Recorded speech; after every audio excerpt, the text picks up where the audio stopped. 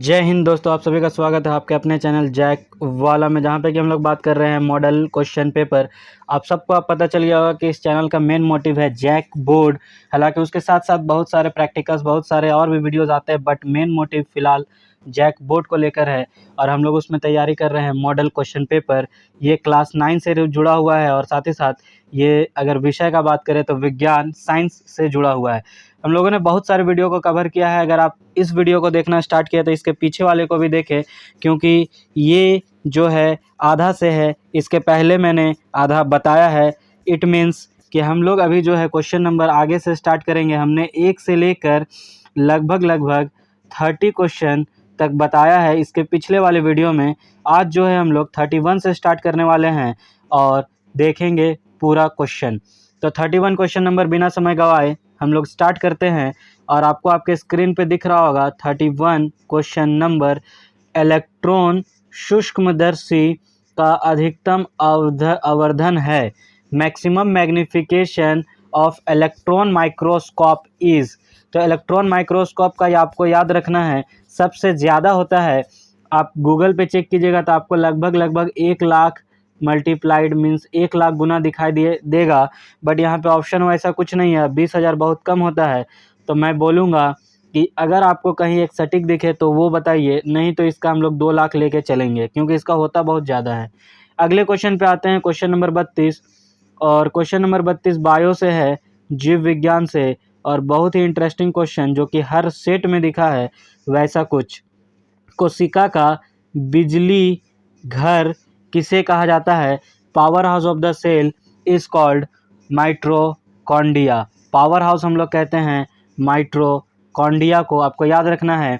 यहाँ पे राइबोसोम जो है ये प्रोटीन सिंथेसिस करता है, इसको प्रोटीन सिंथेसिस भी बोलते हैं।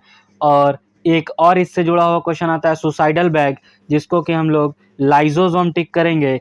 तो आपको पूरा याद रखना है सभी चीज़ों को।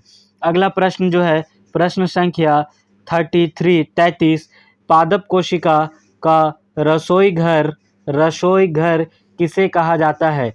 याद रखिएगा, kitchen of the plant cell is called हरित लवक क्लोरोप्लास्ट। क्लोरोप्लास्ट को कहा जाता है।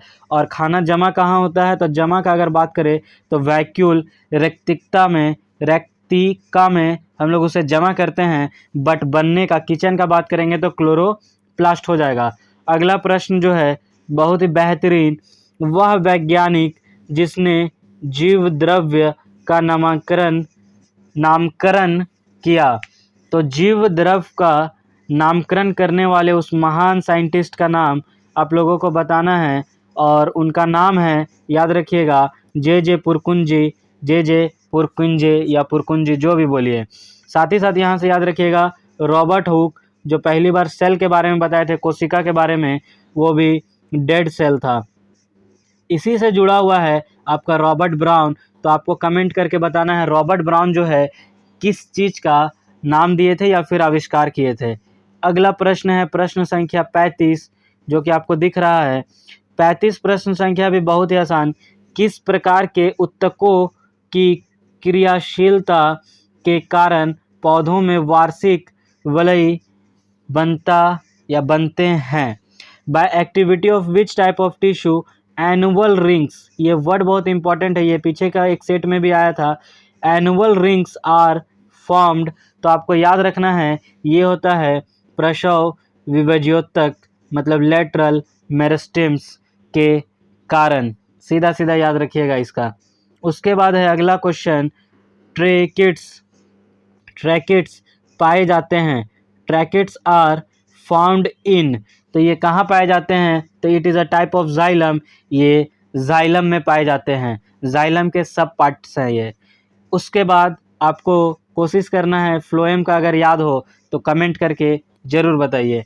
अगला प्रश्न है प्रश्न संख्या 37। मूंगफली सब कोई देखे होंगे, और बादाम ये भी सब कोई देखा होगा, कि छिलके में पाए जाते हैं।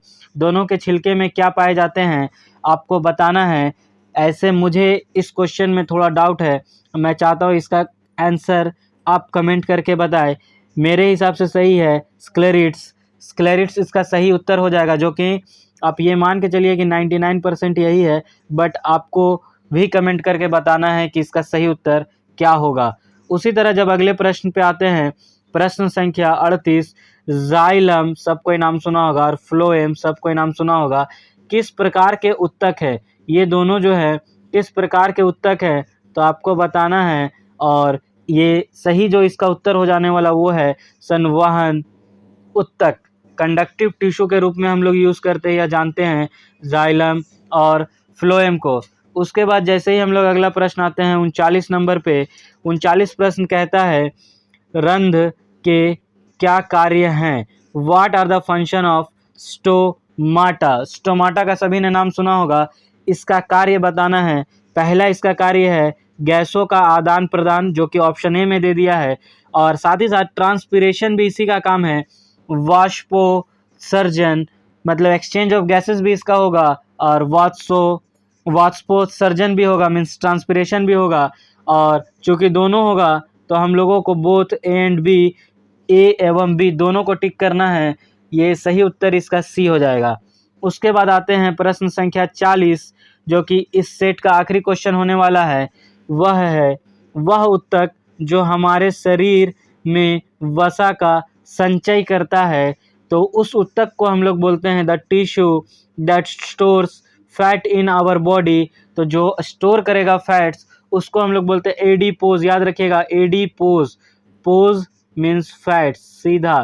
तो जहाँ पे दिखा एडीपोज वश्य, वशा और वश्य दोनों मिलता जुलता है, तो बस इसी को टिक कर देना है, वश्य उत्तक। अब जो है हम लोग मिलेंगे नेक्स्ट वीडियो में, जहाँ पे अगला सेट को लेके आएंगे। जय हिंद।